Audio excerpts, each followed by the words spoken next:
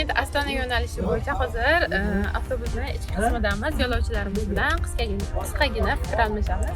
Assalomu alaykum, yaxshimisiz? Qayerga ketyapsiz? Ostonaga ketyapsiz. Ostonaga bilet narxlarimiz qancha bo'ladi? 515 ming so'm.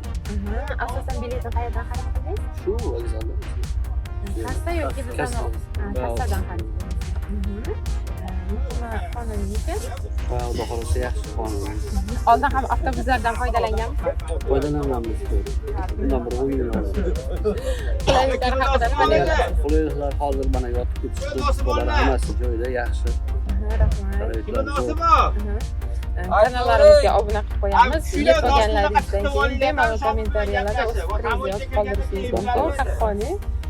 Boshqalarga ham tavsiya qilgan bo'lardim. Xudo xolasa yaxshi sharoitlar, eson-omon shu manzilimizga yetib borib olsa, Xudo xolasa yaxshi bo'ladi. Sizlarga ham rahmat. Unda sizga o'qiyam tilayman. Rahmat. Rahmat.